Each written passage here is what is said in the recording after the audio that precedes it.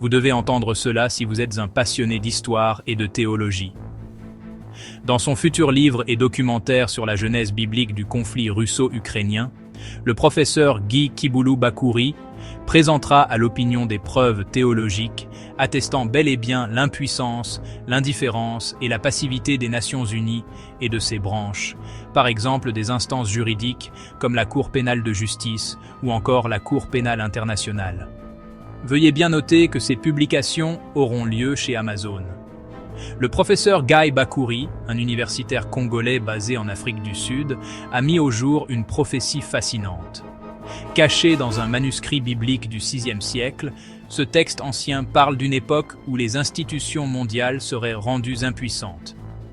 Les recherches du professeur Bakouri suggèrent que cette prophétie se déroule sous nos yeux. Il croit qu'une main divine est à l'œuvre, orchestrant la neutralisation d'organisations comme les Nations Unies et la Cour pénale internationale.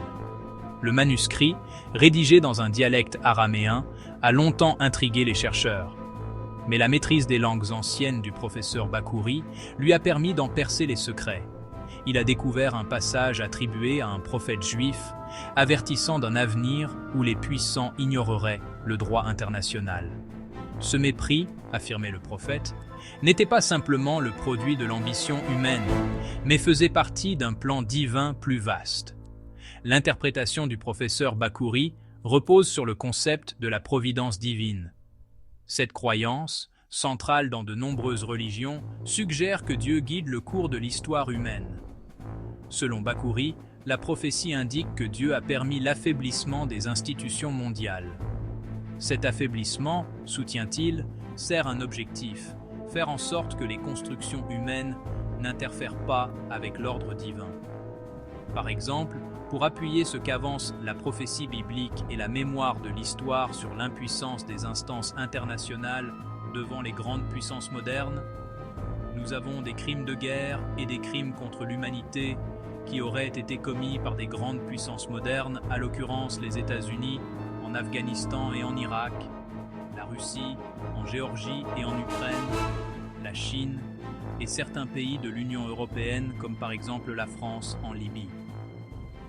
Ces nations agissaient et réagissaient en toute impunité, comme le dit aussi un prophète juif vivant en des siècles antérieurs, que ces nations établissent leurs propres lois nationales en lieu et place des normes internationales. Par conséquent, le monde fonctionne comme une jungle dans laquelle la loi du plus fort est la meilleure et les relations internationales sont bâties sur les rapports de force. Ainsi, la prophétie biblique définit le système international rendu anarchique par ses attitudes de grande puissance moderne, suggère le professeur Guy Kiboulou-Bakouri, éminent chercheur congolais de Kinshasa, RDC, résident en Afrique du Sud. Admettons que les hommes, au travers des instances internationales, pourraient changer la cour de l'histoire. Alors, le plan divin allait être nul, stipule le professeur Guy Kiboulou-Bakouri. La prophétie découverte par le professeur Bakouri parle d'un temps où l'aigle déploiera ses ailes et où l'ours rugira. Ces animaux symboliques, selon Bakouri, représentent des nations puissantes qui opèrent en dehors des limites des accords internationaux. Il cite plusieurs exemples modernes qui semblent faire écho à l'avertissement de la prophétie. L'invasion de l'Irak par les États-Unis en 2003, par exemple, s'est produite malgré l'opposition des Nations Unies. De même, les interventions militaires de la Russie en Géorgie en 2008 et en Ukraine en 2014 et 2022 démontrent les limites des organismes internationaux face à des superpuissances déterminées. Ces événements, affirme Bakouri, ne sont pas des incidents isolés, mais plutôt les symptômes d'une tendance plus large. La prophétie, selon lui, préfigurait l'avènement d'un monde où la force prime le droit et où les institutions internationales sont rendues impuissantes. Les Nations Unies, fondées au lendemain de la Seconde Guerre mondiale, représentent un symbole d'espoir pour la coopération mondiale. Leur charte énonce des objectifs nobles: maintenir la paix, défendre les droits de l'homme et promouvoir le droit international. Pourtant, la structure de l'organisation entrave souvent sa capacité à agir de manière décisive. Le Conseil de sécurité, chargé de maintenir la paix et la sécurité internationale, peut être paralysé par le droit de veto exercé par ses 5 membres permanents, la Chine, la France, la Russie, le Royaume-Uni et les États-Unis. Cette dynamique de pouvoir, selon Bakouri, est au cœur de l'accomplissement de la prophétie. Lorsque des nations puissantes privilégient leurs intérêts par rapport au consensus international, la capacité de l'ONU à appliquer son mandat est gravement compromise.